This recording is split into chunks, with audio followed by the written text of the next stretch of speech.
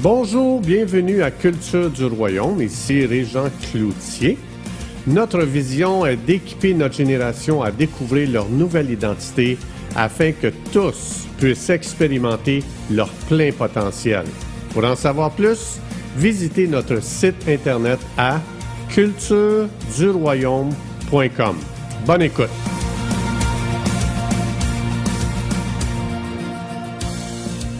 Qui ici aujourd'hui veut que Dieu lui parle personnellement?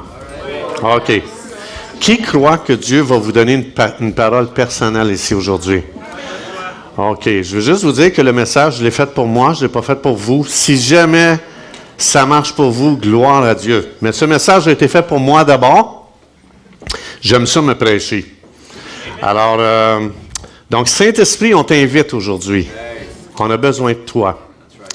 Qui peut comprendre les choses de Dieu si ce n'est de l'Esprit de Dieu? Alors, Saint-Esprit, tu es le bienvenu ici aujourd'hui. Viens parler à nos cœurs. Viens illuminer les yeux de notre esprit. On veut pas aujourd'hui entendre la connaissance. On veut réellement rencontrer Jésus personnellement. Êtes-vous d'accord avec moi? Que l'Église, c'est pas un lieu où on accumule la connaissance, l'information. C'est un lieu où l'Esprit de Dieu vient révéler. Êtes-vous d'accord avec moi?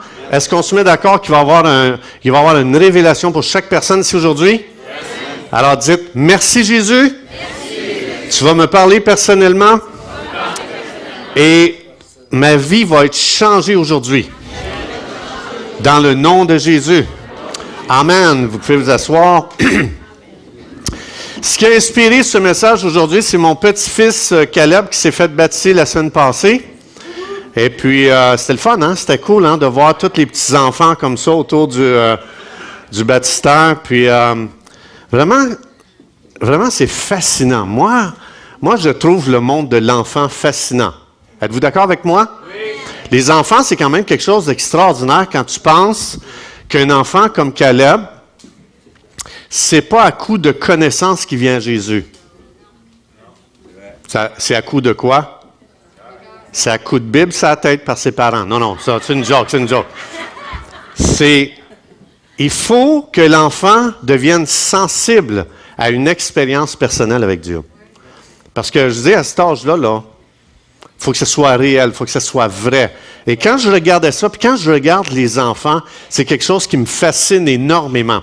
Alors, aujourd'hui, je vais partager avec vous, justement. Aujourd'hui, c'est un message pour les enfants. C'est seulement ceux qui sont jeunes de cœur qui vont comprendre ce message. OK? Si vous êtes trop adulte, vous ne le comprendrez pas. Est-ce qu'on est capable de s'abaisser au niveau des enfants? Oui? OK. Alors, vous allez voir, ce message-là, il est très, très simple. Mais premièrement, je veux juste qu'on regarde ensemble ce que Jésus a expliqué concernant le monde des enfants et la force des enfants. Et c'est extraordinaire. Quand Jésus, la semaine passée, quand il a regardé Caleb, il y a le même speech que qu'est-ce qu'on va voir ici aujourd'hui. Alors, regardez bien, dans Matthieu 18, 2, 3, Jésus, il a appelé un petit enfant, il l'a placé au milieu d'eux, et il a dit ceci, Jésus. Il a dit, si vous ne vous... Tout le monde ensemble? Bon, je sais que pour plusieurs, on ne sait pas trop ce que ça veut dire, mais je vais vous montrer une autre version après qui va peut-être nous aider un peu. Jésus, il dit, si vous ne vous convertissez et si vous ne devenez comme quoi? Des petits-enfants. Vous n'entrerez point dans le royaume des cieux. Bon, je vais vous lire une autre traduction qui va nous aider un petit peu. Tu ne pourras jamais entrer dans le royaume de Dieu à moins que tu changes radicalement ta manière de penser. Intéressant que Jésus, il nous explique que la façon de penser des enfants, c'est pas la nôtre. C'est quand même assez intéressant de voir que Jésus, quand c'est pour savoir penser, Jésus ne pointe pas des adultes. C'est bizarre.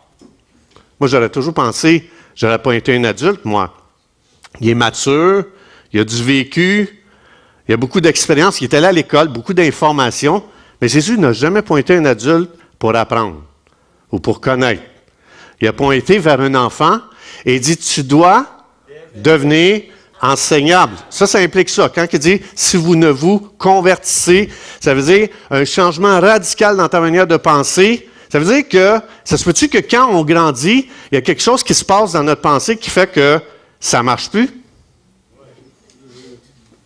Jésus semble dire ça ici, right? Jésus est en train de dire, les enfants pensent correctement, pas les adultes. Oh boy! Oh oh! C'est ça que Jésus dit, là, c'est pas moi qui le dis.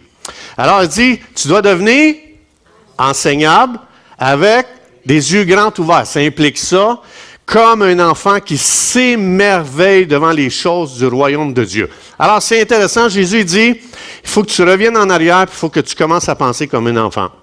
Amen. Puis là, Jésus, encore une fois, dans le contexte des enfants, il va faire quelque chose d'intéressant. Il va dire ici, dans Matthieu 19, 13, 15, on amena Jésus qui? De petits-enfants, afin qu'on leur imposât les mains et pour qu'on prie pour eux. Et regardez bien maintenant le monde de l'adulte. Mais les qui sont adultes, right? Ils sont adultes. Alors les disciples, qu'est-ce qu'ils ont fait avec les enfants? Ils les ont repoussés. Intéressant, hein? Ils les repoussèrent, puis Jésus dit, hey, laissez les petits-enfants venir à moi, ne les empêchez pas, parce que le royaume des cieux est pour ceux qui leur ressemblent. Dites-moi pourquoi des adultes repoussent des enfants?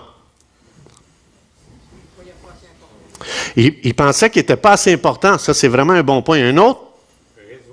Le raisonnement. Mais ils raisonnaient quoi? C'était quoi leur raisonnement? Ça dérange Jésus. Hey, ce gars-là, il est tellement débordé. C'est pas le temps de le déranger. Les foules le pressent. Le gars, il est débordé. Lui, il est possédé du démon. L'autre, il est malade depuis qu'il est jeune. L'autre, il est infirme. Il y a des choses plus importantes que les enfants. Maintenant, dites-moi, ça veut dire que l'adulte a interféré, right? Il est interféré. Avec quoi qui est interféré, l'adulte? Le raisonnement, la logique, l'analyse. C'est intéressant de voir que Jésus-Christ, il explique que quand on devient adulte, on développe un problème concernant le royaume de Dieu. Puis Jésus, il explique, il dit, l'enfant, il n'y a pas de problème. Concernant tout ce qui est du royaume de Dieu, l'enfant, no problemo. Mais aussitôt qu'on devient adulte, Jésus dit, là, on devient des gens à obstacle pour le royaume de Dieu. C'est quand même assez intéressant, je trouve, ce que Jésus ici y a apporté. Alors, c'est quoi la différence entre l'enfant et l'adulte? Je veux juste vous lire quelques statistiques qu'on a écrites concernant l'enfant versus l'adulte, OK? Je vais vous lire ça ici. Alors, le titre de ce message, c'est « Grandis, deviens un enfant ». Contrairement à ce que nos parents nous disaient. Grandis, deviens adulte un peu, OK? Alors, les statistiques, regardez bien qu'est-ce que les statistiques disent concernant l'enfant. À l'âge de 5 ans, 95% des enfants, qu'est-ce qu'ils font? 92? OK. 92% des enfants rêvent avec créativité. OK? C'est bon? OK. Après ça, on les envoie à l'école. Une fois qu'ils se sont exposés 2 ans de temps au système d'éducation, dans une école, il y a seulement 12% qui rêvent avec créativité. Oh boy! Qu'est-ce qui est arrivé? On en fait des adultes. Right? On est en train, hey, viens à l'école, là, on va faire de toi un adulte. Mais les statistiques montrent qu'il y a quelque chose qu'on est en train de perdre. Ce que Jésus a expliqué, là, quand il dit redeviens ça, ici, notre système, avec leurs statistiques, prouve ce que Jésus a dit. Alors, ensuite de ça, à l'âge adulte, donc on a envoyé les enfants à l'éducation chrétienne. On est en train de les éduquer présentement, là. À l'âge adulte, seulement 2% qui sont... Qu'est-ce qui est arrivé? Qu'est-ce qui est arrivé? On va voir ça ensemble ici. Regardez bien. Ça veut dire que le système d'éducation, ça veut dire que plus qu'on rentre de l'information dans nos enfants, plus qu'on est en train d'éteindre l'étincelle divine que Dieu a déposée en eux. Plus qu'on est en train d'éteindre la créativité divine que Dieu a soufflée dans l'enfant dès son jeune âge. C'est quand même assez phénoménal. Moi, je veux dire, ça c'est Caleb qui a inspiré ce message-là. Quand j'ai vu qu'il se faisait baptiser, il a fallu même qu'Andrew explique, écoutez, il faut que je vous dise, là, je vais vous rassurer, là, c'est pas une question qu'on baptise des enfants. J'ai vraiment vu Dieu à l'œuvre dans sa vie. C'est pas une question de connaissance, c'est pas une question d'information, c'est une question qu'il confirme qu'il y a une activité de l'Esprit de Dieu dans sa vie. Alors, c'est parce que Jésus est en train de dire, vous perdez quelque chose en grandissant. Les enfants, les autres, l'ont gardé. Puis il est en train de parler du royaume de Dieu. Quand on parle du royaume de Dieu, ça veut dire, c'est Jésus qui règne. Mais il semble dire que Jésus est en train de dire, plus qu'on grandit dans ce monde, dans le système de ce monde, plus qu'on devient adulte, moins que le royaume de Dieu est accessible. C'est ce que Jésus veut expliquer, pas pour les enfants. Alors, ce qui est vraiment intéressant aujourd'hui, juste un petit témoignage en passant, vous connaissez cet homme-là ici? Ça, c'est moi, ça, quand il allait à l'école. Ils ont pris une photo de moi. Tu sais, les photos d'école, là? Tu sais, d'étudiants. Einstein, donc, lorsqu'Einstein a quitté le collège, donc, il est allé à l'école, il a étudié. Dans son témoignage, il explique, il dit, quand j'ai quitté le collège, donc le système de l'éducation de ce monde, il dit, pendant 1 an de temps, je n'ai lu ni livre, je n'ai fait aucune recherche et je n'ai fait aucune étude. La raison, c'est que le système de l'éducation a brisé mon esprit. Et il s'est retiré pendant 1 an de temps. On parle ici d'un des hommes les plus créatifs dans les derniers 100 ans, 50 ans, 100 ans. Et ce qui est vraiment intéressant, c'est de savoir que ce gars-là, lui-même qui était extrêmement créatif, lui-même qui a toujours resté enfant, si on peut dire. Ce gars-là, quand il a voulu devenir un adulte, il explique que j'ai été beaucoup, beaucoup brisé. Alors, la raison, c'est celle-ci. Je vais juste vous expliquer quelque chose. On va faire un petit peu d'anatomie. Vous êtes d'accord? On va juste parler un petit peu de l'être humain, comment il fonctionne. Le côté gauche, c'est le côté, tout le monde, logique. OK? Ensuite, du côté gauche, qu'est-ce qu'on a aussi? L'analyse. Ensuite, la raison. Voilà ce qu'on retrouve du côté gauche. Et quand on veut former nos gens dans notre système d'éducation, c'est ça qu'on cible. C'est ça qu'on cherche à développer de plus en plus. Et quand je dis ça, c'est pas juste le système scolaire, c'est le système de l'Église aussi. On retrouve ça aussi dans le système de l'Église. Tandis que le côté droit, c'est le côté créatif. Et on retrouve là aussi quoi? L'intuition et la vision. Je vais juste vous donner un témoignage assez extraordinaire. Savez-vous comment Einstein a découvert la théorie de la relativité? Est-ce que vous pensez que c'est du côté gauche ou du côté droit? Du côté droit. Einstein explique, il dit, quand il a découvert ça, je pense si. OK, quand il a découvert ça, la théorie de la relativité, il dit, j'étais juste couché dans le champ, dans le gazon, puis j'étais comme, tu sais, dans un mi-sommeil. Tu sais, tu viens juste comme de t'endormir un petit peu. Puis il s'est posé la question, celle-ci. Regardez bien qu'est-ce que... Il dit cette question-là ici. À quoi ressemblerait le monde si je voyageais sur un rayon lumineux? Il y a juste le gars, il s'est juste posé cette question-là. Et ce qui est vraiment incroyable, c'est que dans un état de mi-sommeil, le gars, il a trouvé la théorie de la relativité. Et le gars, une fois qu'il l'a découvert par vision, intuition, le gars, ce qu'il a fait, c'est qu'il est allé dans son bureau pour ensuite de ça, justement, opérer à partir de la logique, l'analyse et la raison. Et il est allé, il a prouvé mathématiquement que c'était possible. Et le gars, il l'a prouvé après, il a utilisé son côté gauche, mais ce qui est vraiment extraordinaire, c'est que ce gars-là, il a changé 500 ans de pensée scientifique juste par une seule découverte. Puis ça, c'est pas avec le côté gauche, c'est pas avec la raison, c'est pas avec la logique, c'est pas avec l'analyse. Et notre système nous forme à opérer dans ça. Quand on parle de devenir adulte, eux autres, c'est là qu'ils nous forment. Maintenant, ce qui est vraiment intéressant, si on continue à regarder dans la Bible, tu regardes, l'apôtre Paul a développé seulement le côté gauche. Quand tu étudies sa vie, le gars super logique, super analytique. Et le gars, là, il raisonnait d'une façon extraordinaire. Et savez-vous qu'est-ce qu'on a fait avec ce gars-là? On en a fait un tueur de l'œuvre de Dieu. On a tellement investi du côté gauche, l'apôtre Paul, il s'est converti. Mais avant sa conversion, il a été éduqué dans les meilleurs systèmes d'éducation. Le gars, il a été au pied des meilleurs professeurs, mais on a seulement développé à gauche et on a appris, tu vas analyser tout dans ce monde à partir de cette dimension-là. Et le gars, c'est devenu le plus grand tueur de l'œuvre de Dieu. C'est quand même assez incroyable. Vous ne trouvez pas? Oui ou non? Êtes-vous là? OK. Alors, je veux juste qu'on comprenne la game un petit peu. Parce que dans l'Église, c'est la même chose qu'on retrouve. OK? Puis là, je vous l'ai dit tantôt, je parle de ma vie. Ça, c'est ma vie, je suis en train de vous dire. Maintenant, regardez bien. Quand Dieu a demandé à Noé, OK? Dieu dit, Noé, tu vas bâtir un arche, et avec cette arche-là, je vais sauver le monde. Quel côté a obéi à Dieu? Hein? Le côté droit, êtes-vous d'accord avec moi? Si Noé avait essayé de suivre Dieu avec le côté gauche, qu'est-ce qu'il aurait fait? Pourquoi? Il n'y avait jamais plu. Il n'y avait jamais tombé une seule goutte de pluie sur terre.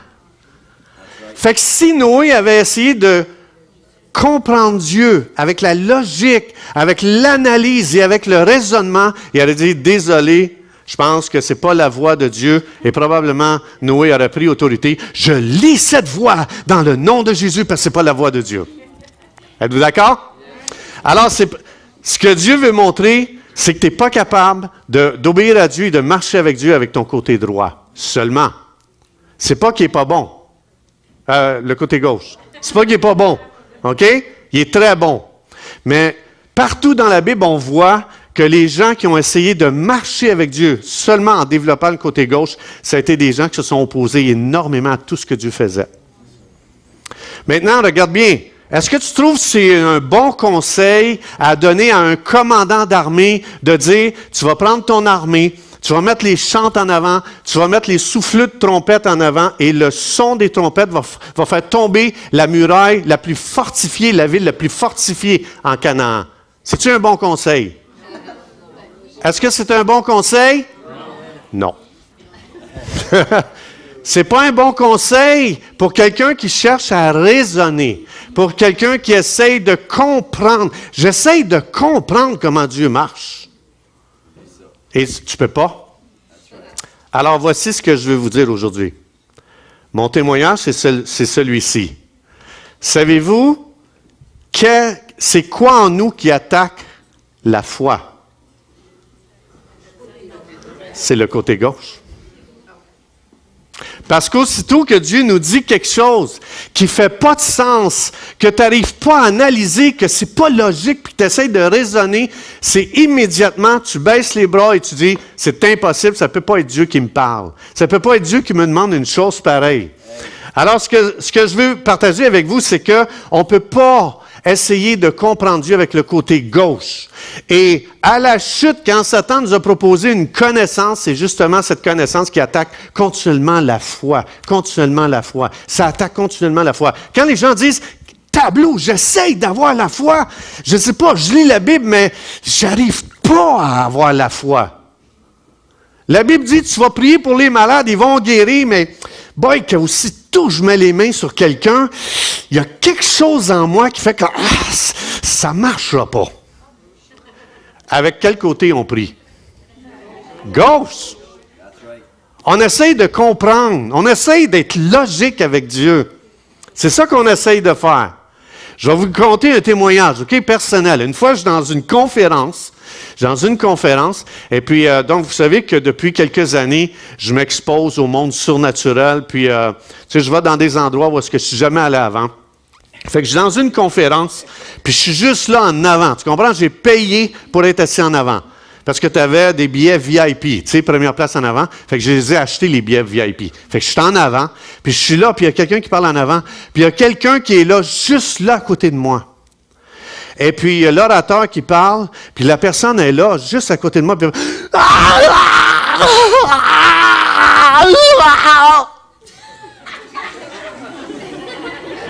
Yes! là, je suis là, je dis, j'ai payé pour être en avant. On est dans un lieu public, tu comprends? Dans ma tête, qu'est-ce que vous pensez qui est embarqué? Le côté gauche. Mon côté gauche, j'ai commencé à analyser. Qu'est-ce que ça prend pour le faire fermer, lui? Là, j'ai senti, je dis, peut-être je devrais lui donner le ministère, tu sais, les 5 ministères. Paf! Toi! Pas grave de te tenir. On est en public, là. Comment? Moi, j'ai payé. Là, je commence à opérer du côté gauche. Et là, je commence à quoi du côté gauche? Je commence à raisonner. Et mon raisonnement m'amène à quoi? À le bénir? Ça m'amène à quoi? À le juger. Je commence à juger. Et donc, comme je vous ai dit, j'opère du côté gauche. Ça doit être logique, ça doit être raisonnable. Je dois être capable d'analyser, de dire, ça c'est Dieu ici à l'œuvre. Mais je n'arrivais pas à le voir. Je voyais quelqu'un qui était déplacé, qui ne sait pas comment se tenir en public. Fait que là, je suis là, gros jugement. Fait que je suis en train de le condamner, mon ami. Moi, je suis là. Si seulement il y avait de l'ordre ici, il le mettrait dehors. Tu sais, je commence à penser. Moi, j'avais tout vu comment il fallait organiser ça en une réunion de même. Puis là, fait que là, je suis en train, j'ai dit, vas-tu se la farmer pour que j'entende ce prédicateur-là? Puis là, à un moment donné, le prédicateur, il dit, puis c'est ça, Dieu veut être ton père si tu n'as jamais eu de père dans ta vie. Et tout d'un coup, du côté droit, le Saint-Esprit ouvre mes yeux spirituels et je commence à voir dans l'esprit ce que je ne voyais pas dans le monde physique. Le Saint-Esprit, il est en train de dire, ce gars-là, il n'a pas eu de père dans la vie. Et la parole que je viens juste de balancer à travers cet orateur, c'était une tête chercheuse qui s'en allait dans l'âme de ce gars-là, qui s'en allait guérir le fait qu'il n'a jamais eu de père, un père absent. Ce gars-là, il a vécu des blessures inimaginables. Ce gars-là, il a l'âme complètement ouverte. Il saigne dans son âme. J'ai commencé à voir des choses dans l'esprit que j'avais jamais vues avant.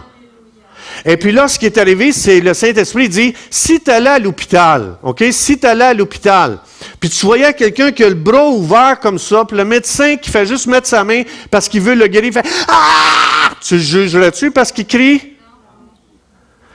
Alors, ton problème, Régent, c'est que tu es trop éduqué du côté gauche. Pas assez du côté droit. Parce que pour que l'Esprit de Dieu ouvre nos yeux, pour voir le monde de l'esprit, c'est pas par la logique, c'est pas par le raisonnement, c'est pas par l'analyse, c'est par des visions que l'Esprit de Dieu dépose du côté droit. Que tu commences à voir ce que tu n'as jamais vu. Puis quand tu commences à voir dans le monde de l'esprit, tu commences à comprendre beaucoup de choses qui ne s'expliquent pas dans le monde naturel. Dans le monde naturel, ça, là, pour nous autres, quand on est devenu adulte, puis on sait comment se conduire, puis tu sais, il faut se tenir quand même, puis on a une image à protéger, puis qu'on veut bien paraître, un comportement de même, oublie ça, t'es fini, t'es disqualifié, moi je veux même pas qu'il soit mon ami un jour dans la vie. Loin de moi. Mais quand j'ai commencé à voir que quand l'Esprit de Dieu a commencé à me montrer absence de père, âme blessée, âme saignante. Et la parole que Dieu vient d'envoyer à travers cet orateur-là, Dieu envoya sa parole et il l'a guéri. Yes. Yes. Right? Vous êtes d'accord avec moi? Yes. Vous me suivez? Oui.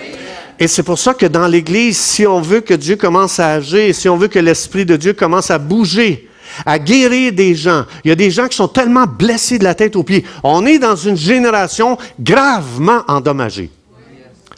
Moi, je viens d'une famille dysfonctionnelle, gravement endommagée. Ça paraît-tu? Non, OK. Vous m'encouragez, là. Vous m'encouragez. Merci.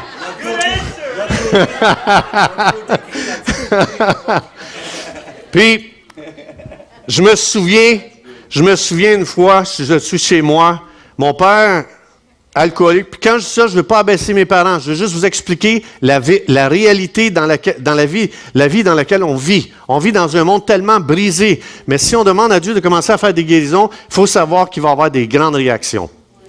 Et si on juge, Dieu va arrêter, il va dire, oh non, je vais leur faire peur ici. Si je guéris cette personne-là, je vais leur faire peur. Mais moi, je me souviens, je me plaignais. Je me suis converti, j'accepte Jésus dans ma vie et je viens d'une famille dysfonctionnelle. Fait qu'un jour, ayant pas eu de père, mon père est alcoolique, ma mère est alcoolique, fait qu'on a été laissés à nous-mêmes. Puis un jour, je me souviens, je viens juste d'accepter Jésus. Puis là, je suis dans ma chambre, puis je broille, tu comprends? Mais là, je m'assure que personne ne m'entend. J'ai pas eu de parents dans ma vie. Puis là, je commence à brailler, tu comprends? Puis là, j'entends une voix qui me dit, « Hey, arrête, lève-toi. » Je me lève, puis je dis, d'où ça vient? Et Dieu dit, hey, les gens regardent bien là, je vais t'expliquer quelque chose. Sais-tu combien de gens ont de la misère, ont de la difficulté à croire en moi, à venir en moi, parce que leurs parents ont tellement été des bons parents. Puis là, ici, je ne suis pas en train de dire qu'il ne faut pas avoir des bons parents. Il faut avoir des bons parents. Mais combien de gens à qui j'ai parlé de Jésus, qu'est-ce que les parents ont investi? Ce que je leur disais, c'était tellement contraire de ce que les parents avaient investi, que la personne, là, elle avait tellement de choses que Dieu fallait qu'il déracine dans leur cœur, parce que c'était pas Dieu qui avait été investi dans leur vie, mais plein de traditions, plein de religions, plein de concepts. Et Dieu, il disait, je suis tellement obligé d'en enlever des choses avant de commencer à mettre une fondation pour commencer à bâtir ce que je veux dans leur vie. Toi, là, tu l'as pas eu, ça. Tu commences, c'est une fondation vierge. Lève-toi, lis Salomon, l'homme le plus sage, qui a écrit les conseils les plus sages, et tu vas voir que tu vas avoir de l'avance sur les autres. On interprète tellement la vie d'une façon tellement différente de Dieu. Alors, donc, vous me suivez toujours? Alors, je vais vous expliquer quelque chose de très important. 2 Corinthiens 4, 18, Paul il dit, ou c'est pas Paul qui dit ça, c'est le Saint-Esprit. Il dit, nous regardons non point aux choses. Il y a plus que qu'est-ce que nos yeux voient ici aujourd'hui. Et si j'ai été tellement formé, éduqué du côté gauche, je viens dans ce rassemblement, j'essaie de tout comprendre par les yeux naturels, par les oreilles naturelles. J'essaie de tout comprendre par la logique, le raisonnement, l'analyse. Et là, je regarde tout ce qui se fait et j'essaie de tout analyser naturellement. Et je pars d'ici et j'ai jamais touché une seule fois à Dieu, la présence de Dieu. Alors, c'est pour ça que l'Esprit de Dieu dit, regarde pas aux choses visibles. Comme moi, je vous dis, quand je regardais aux choses visibles, ce gars-là, là, j'avais le goût de sacrer une claque et le mettre dehors. Mais l'Esprit de Dieu veut qu'on regarde aux choses. Invisibles. Aux choses quoi? Invisibles. Comment on fait pour voir les choses invisibles? L'Esprit de Dieu a été mis en nous pour ouvrir nos yeux pour qu'on voit ce qui se passe dans le monde de l'Esprit. Éphésiens 18, ça dit, le Saint-Esprit illumine les yeux de mon cœur, de mon esprit, pour voir ce que l'œil naturel ne peut pas voir. Et aujourd'hui, il y a plein de choses que Dieu a fait que l'œil naturel n'a pas vu, que les oreilles naturelles n'ont pas entendu. Il y a plein de choses que Dieu faisait pendant la louange, que si j'ai écouté juste avec des oreilles naturelles, j'ai tout perdu. J'ai passé à côté de plein de choses. Alors, donc ça veut dire, vous connaissez ça ici? On appelle ça l'électroencéphalographie. Donc, OK? C'est bon, je n'ai jamais été capable de le dire, je ne sais pas pourquoi aujourd'hui. Donc ça, c'est une méthode d'exploration cérébrale qui mesure l'activité du cerveau. Présentement, votre cerveau est en train de créer des fréquences. Il y a des fréquences qui se créent. Dieu, de la façon qu'il nous a fait, dans les 24 heures, on n'a pas toujours les mêmes fréquences. Donc, je vais aller très vite à travers de ça. Donc, ici, on a mesuré, avec cet appareil-là, l'activité électrique dans le cerveau. Donc, vous savez que quand on dort, on passe à travers 3 phases principales. La première, c'est l'alpha, qui est quand tu fais juste commencer à t'endormir. La deuxième, c'est θ.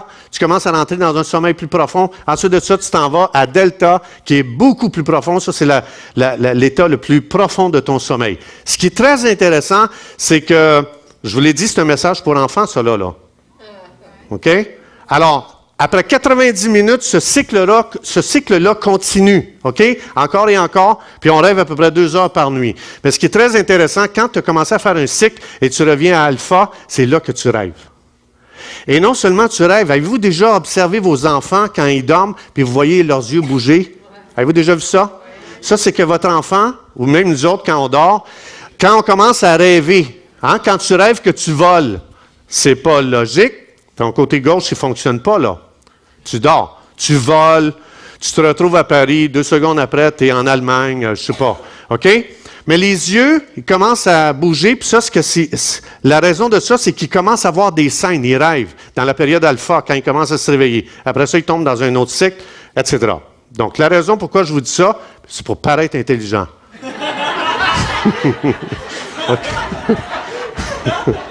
OK. Maintenant, regardez bien ça. Présentement, vous et moi, on opère dans l'état bêta qu'on appelle. C'est pour ça que des fois, on peut avoir l'air bête.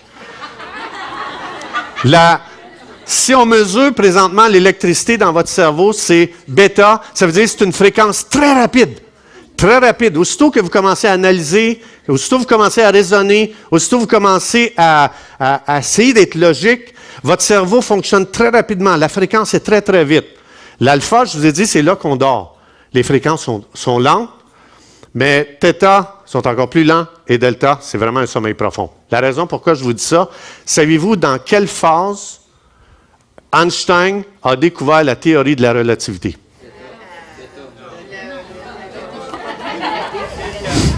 Non, c'est pas bête ce qu'il a trouvé, ce qu'il a découvert. Alpha. Il était dans un mi-sommeil. Maintenant, regardez bien. Je reviens aux enfants. OK, je reviens aux enfants. Présentement, souvent à l'Église, quand on écoute un message ou quand on vient dans la louange, on opère à partir de bêta, on est dans la position la moins créative. C'est pour ça que les gens essaient de découvrir à travers la méditation, à faire réduire la fréquence dans leur cerveau pour entrer dans une autre dimension. Quand on médite la parole de Dieu, la fréquence du cerveau commence à descendre. Quand on prie, la fréquence du cerveau commence à descendre. Donc, c'est important. La raison, c'est que Dieu veut nous amener, non pas dans le monde des choses visibles, dans le monde des choses invisibles. OK? Je reviens aux enfants. Les musiciens peuvent s'approcher. Je vais juste conclure avec ceci. Écoutez bien ceci qui est très important. Jésus a dit, si tu ne redeviens comme un petit enfant. Savez-vous qu'est-ce que la découverte extraordinaire, je conclue avec ceci, savez-vous la découverte extraordinaire que la science a découvert dans les dernières années, c'est que l'enfant de 0 à 7 ans, savez-vous dans quel état il opère? Alpha et θ. Ça veut dire ceci, le monde de l'enfant est plus réel à l'intérieur qu'à l'extérieur. Aujourd'hui, pour vous être assis, le monde extérieur est plus réel que le monde intérieur. Ils ont découvert que de 0 à 7 ans, les enfants opèrent dans une sphère où est-ce que le monde surnaturel il est tellement réel. Je vais vous donner un exemple. À Noël l'année passée, on ouvre les cadeaux, mes petits-enfants reçoivent des épées. Tu sais que tu allumes, on dirait comme des épées laser. Puis là, aussitôt qu'il a développé le cadeau, l'épée, il y avait 3-4 épées là, aussitôt qu'ils ont ouvert leur cadeau, savez-vous qu'est-ce qui s'est passé? Ils vivent dans l'état alpha et θ. Ça veut dire que les autres, ils vivent dans un monde imaginaire. Savez-vous qu'est-ce qu'ils ont commencé à faire avec les épées? Ils ont commencé à imaginer des ennemis invisibles. Ils étaient ya, wa, piou. Ben oui, lui là, on aurait dit là, si on aurait pu ouvrir le monde spirituel, on dit, eux autres, c'est comme si, il y a des ennemis, il faut les battre. Ils commencent à se battre, ils commencent à vivre dans comment Dieu les a fait. Jésus dit, redeviens ça. Maintenant, regardez bien. Ça, c'est pour les gars ou pour les filles. Ma petite fille, quand il a donné des Barbie, elle a commencé à imaginer le prince charmant qui vient avec sa Barbie. Elle rentre dans un autre monde. Aussitôt qu'elle ouvre son cadeau, parce qu'il ne fonctionne pas dans bêta. Pas encore. Il fonctionne dans un monde imaginaire surnaturel. C'est facile pour eux autres de traverser le voile du naturel. Jésus dit, redeviens ça. Il y a plus que qu'est-ce que tu vois. Il y a plus que qu'est-ce que tu entends. Maintenant, j'ai une question. Si, mettons, OK, quand les enfants ont sorti leur épée de leur cadeau, si j'avais dit, Caleb, non, c'était Zach. Zach, donne-moi une épée, donne-moi une de tes épées. Puis là, j'aurais commencé devant mes enfants. Ya, ya! Puis là, je commence, ya, wa! Si j'avais commencé à faire ça, qu'est-ce qui se serait passé chez nous? Un reniement de leurs grands-parents. Un reniement total. Mes enfants, pas les petits-enfants, les petits-enfants, qu'est-ce que tu penses qu'elle a fait? Papou, let's go, papou! Enfin, il comprend notre monde. Enfin, il rentre dans la vraie vie. That's right. Come on. OK? Maintenant, regardez bien comment c'est élevé où ce qu'on est rendu. Si vous m'aviez vu prendre une épée et commencer à imaginer des ennemis invisibles, commencer à me battre, quelle partie du cerveau aurait opéré? On aurait tous trouvé qu'il était normal, right? C'est là qu'on est rendu. C'est pour ça que Jésus dit, il y a quelque chose qui ne marche plus là. il y a quelque chose qui ne marche plus. Vous avez tellement développé le côté gauche que si moindrement je commence à bouger, si moindrement je commence à agir puis de faire quelque chose de surnaturel, vous allez me juger. Regardez bien ça ici. Einstein a dit, l'esprit intuitif est un don sacré et l'esprit rationnel est un serviteur fidèle. Nous avons créé une société qui honore le serviteur et on a oublié le don. OK. Je n'ai pas le temps d'expliquer ça, mais vous l'avez catché. Mais maintenant, regardez bien. OK? Regardez bien. Regardez bien. Attendez. Quand Jésus est venu sur terre, quand Jésus est venu, y a-tu fait une chose naturelle que ça n'a pas attiré l'attention des gens et que les gens ont dit... Chaque parole qu'il disait, bang! Chaque action qu'il faisait, bang! On n'a jamais vu quelqu'un multiplier la nourriture. On n'a jamais vu quelqu'un marcher sur les eaux. On n'a jamais vu quelqu'un ressusciter les morts. On n'a jamais vu quelqu'un guérir les malades. C'est comme le monde dit, enfin, les foules étaient autour de Jésus. Et les gens ils disent, enfin, la vraie vie. Pour la première fois, on voyait un adulte vivre la vraie vie. Première fois qu'on avait vu ça. On n'a jamais vu ça avant. Et Jésus vient, il fait tout ça. Tout le monde est épaté. Chasse les démons, guérit les malades, ressuscite les morts, marche sur l'eau. Le gars, il n'y a rien qu'il n'a pas fait. Puis les gens, là, pendant 3 ans et demi, c'est... À journée longue, là, c'était comme... Fait que Jésus, il dit, les gars, en passant, je vais vous dire de quoi, là? En vérité, je te le dis, si tu crois en moi, tu vas faire les œuvres que je fais. Tu vas vivre la vraie vie si tu crois en moi. Même tu vas faire plus que moi. Qu'est-ce que Jésus est en train de dire? Jésus, ce qu'il est en train de dire, ça se peut-tu que tu es devenu tellement adulte que tu ne crois plus à rien? Que quand je te dis, tu vas imposer les mains aux malades, ils vont guérir. Ça se peut-tu que Jésus a dit que quand on devient adulte, on est en train de tout jeter à la poubelle ce qui est du royaume de Dieu. Jésus dit, regarde, je vais te faire vivre une vie, là. Écoute, tu te souviens quand tu étais enfant, là, les épées, là? OK, je vais te dire, là, tout ce que je vais te donner va te faire vivre une vie pas naturelle. Je vais donner des paroles de connaissance. Fait que quand l'Esprit de Dieu va souffler quelque chose à ton esprit, que quand la personne va entendre ce que tu dis, la personne va dire, ça se peut pas, il faut que ce soit Dieu qui t'a donné ça. Dieu dit, je vais donner des paroles de connaissance, je vais donner des paroles prophétiques, tu vas imposer les mains aux malades, ils vont guérir, tu vas chasser les démons, tu vas ressusciter les morts, tu vas marcher sur la puissance de l'ennemi. Jésus est en train de dire, écoute, es-tu prêt à abandonner un christianisme de la tête du côté gauche et de commencer à vivre le christianisme à partir du côté droit, à savoir qu'il n'y a plus rien d'impossible? Que tu vas pouvoir faire des choses que tu n'aurais jamais imaginées. Savez-vous qu'est-ce qui fait que des croyants sont écœurés de la vie chrétienne, qui ne veulent plus rien savoir, ils ont de la difficulté, man. Pour eux autres, là, c'est comme, je maintiens, mais je vais lâcher d'une minute à l'autre, là. Je vais lâcher la vie chrétienne. Tellement c'est plate. Ça se peut-tu que tu as besoin de redevenir enfant? Ça se peut-tu qu'en redevenant enfant, il y a un autre monde qui s'ouvre à toi? Parce que tu n'es plus en train de juger avec ton raisonnement, avec la logique et avec l'analyse qui vient tuer tout ce que Dieu a mis en toi, qui est extrêmement glorieux. Ça se peut-tu que l'Église s'est rendue un endroit où on investit tellement dans le côté gauche qu'aussitôt qu'il y a une manifestation de la présence de Dieu, de la puissance de Dieu, de l'onction de Dieu, qu'on dit « Wow!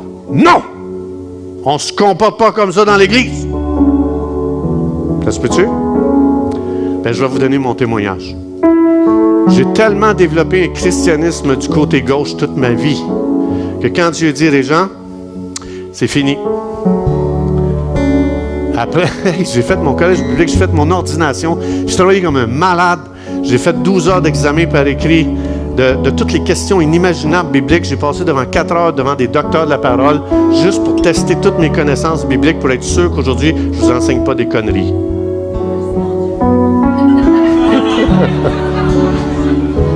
Et Dieu, un jour, s'en vient et dit, Régent, je vais te faire connaître quelque chose que la connaissance ne peut pas te faire connaître.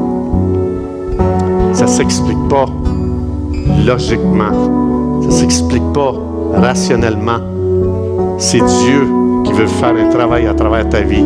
Je veux faire passer le royaume de Dieu, la puissance de Dieu, la gloire de Dieu à travers ta vie. Mais pour ça, si tu commences à juger et analyser, on va tout freiner. Et j'ai été tellement bouleversé. Ma vie a été bouleversée. Et je réalise que ce n'est pas juste ma vie qui est bouleversée. Je vois que si on a développé un christianisme du côté gauche, on va énormément lutter pour ce que l'Esprit de Dieu veut amener dans l'Église. On va tous sortir nos épées. Yeah! Chaque dimanche. Puis là, Dieu va dire, hey, juge pas. Juge pas. Autrement dit, Dieu dit, as-tu déjà regardé le genre de vie que j'ai dit que tu vivrais dans le Nouveau Testament? Ça n'a rien à voir avec ce que tu vis présentement. Se peut-tu qu'on est devenu religieux, l'Église? C'est une question. Ça se peut-tu que Dieu a plus que ça? Ça se peut-tu que si ma vie, je suis tanné, c'est plate, que Dieu veut juste dire, enfin, j'avais hâte que tu arrives au bout de ça. Je voulais te faire vivre quelque chose d'autre. Je voulais t'amener dans d'autres dimensions. Ça se peut-tu? Ça se peut-tu qu'on a vécu tout ce qu'il fallait vivre avec Dieu présentement? Ça se peut-tu qu'il y a plus? Ça se peut-tu que Dieu aujourd'hui est là, les mains pleines, puis il cherche quelqu'un, je peux-tu te le donner? Ça se peut-tu? On a-tu vidé le ciel? On a-tu vidé les ressources de Dieu? On a-tu épuisé Dieu, dire, Seigneur, guéris cette personne? Dieu dit, ah, plus capable, là, vous avez tout tiré de moi, là. Le ciel est vide, là. Comment? Vous avez tellement appauvri le ciel là, avec toutes vos prières, vos déclarations, Luc, puis ses décrets. Il a fait de moi un Dieu pauvre. Je ne sais plus quoi vous donner. Allez voir Luc, j'ai tout donné à ce gars-là. Alors, on va se lever ensemble, juste pour conclure.